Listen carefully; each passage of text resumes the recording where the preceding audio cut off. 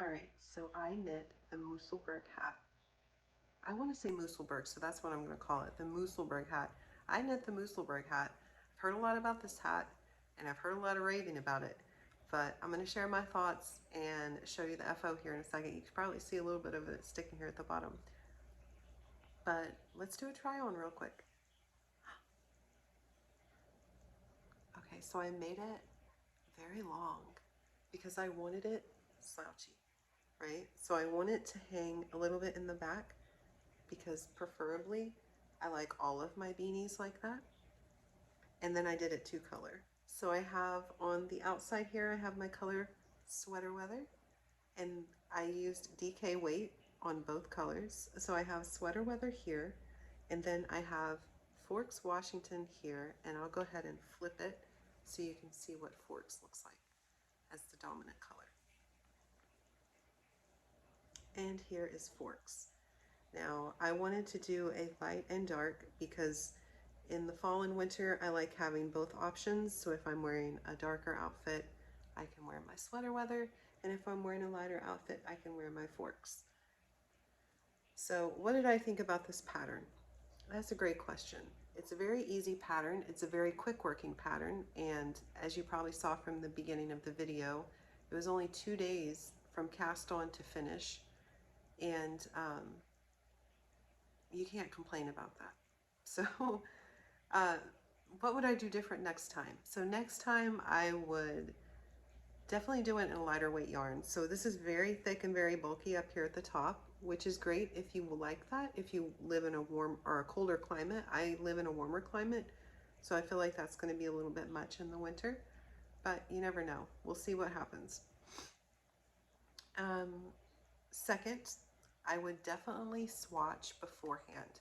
I know this is one of the perks of this is that it is no swatch, but I found that I kind of panicked when I was going to swatch to see how many stitches I was getting per inch. I panicked and swatched a little too early as I was knitting this, like the pattern tells you to, and I ended up incorrectly counting my stitch gauge.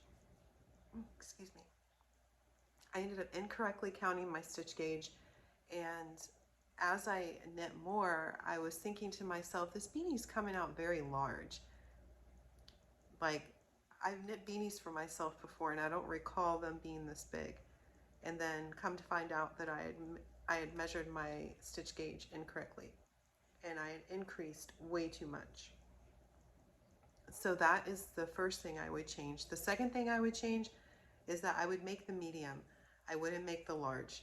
So this is the large, and I always make large for myself because I have very thick hair and I have a pretty big head. So large is usually my go-to, but in this instance, I did not need to make the large.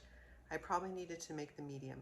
But then again, with my stitch gauge off, I'd probably want to double check that because that could have been the contributing factor to why it looked a little bit large, and it runs a little bit large on me. So there's lots of room here. What else would I do differently? I would definitely, if I'm going to do 2 different colors, which I likely will, it breaks up the monotony a little bit because this is very long and it is, you know, it can get a little monotonous. So having that split color kind of gives you a little bit of interest and excitement as you're working through it. So next time, if I do this again, then once I finish the increases on Sweater Weather, but once I finish the increases, I would start counting my rows, and then once I switch color, then I would have the exact amount of rows I needed to do to get to my decreases instead of eyeballing it or measuring it, because I don't know, I just don't like measuring. I feel like whenever you measure something, there's a 50-50 chance, at least for me, that it's going to come out right or wrong. So I'm like, and it always tends to come out wrong for me anyways. But I thoroughly enjoyed this pattern. If you would like to get it, I'm going to put a little picture up here of what it looks like on Ravelry, and I'll link it also in the description below.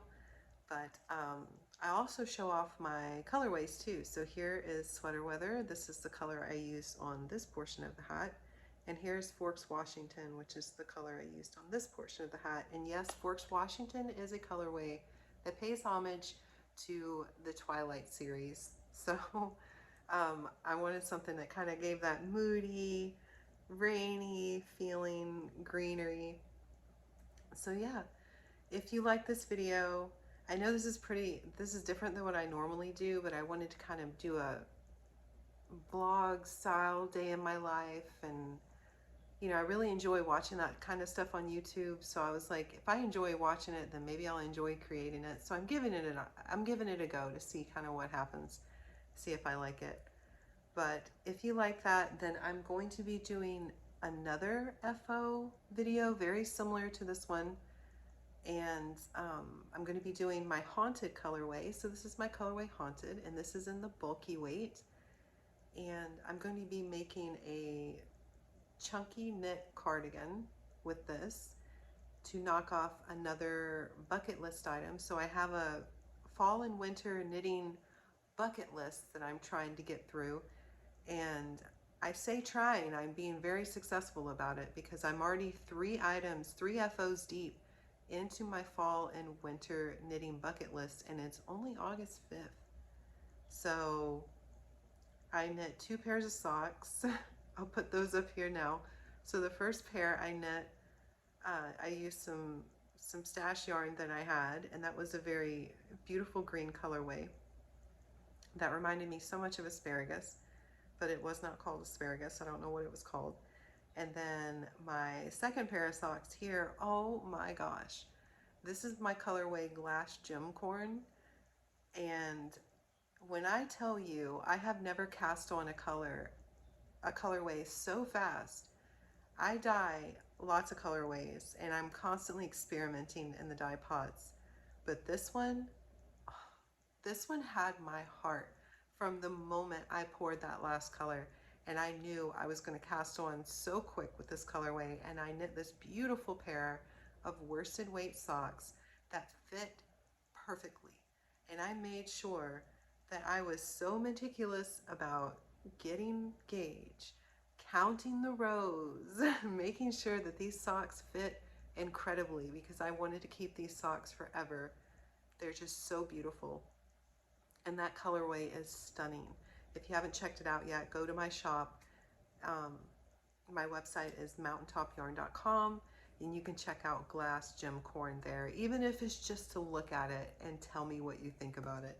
You don't have to buy it, but if you do, it would make me super happy because, man, everybody needs this colorway in their life. But anyway, Haunted is getting casted on next, and I will be making a chunky knit cardigan and doing a very vloggy style video for that. So if you want to see more stuff like that, then hit like, hit subscribe. I also do tutorials. I do knitting tutorials. I cover vintage patterns. I just randomly do stuff. Like whatever I feel like doing that day, I'll just record it. So sometimes it's Tunisian crochet, sometimes it's crochet, sometimes it's knit. Who knows? Just whatever I feel like doing. All right. I hope I see you next time.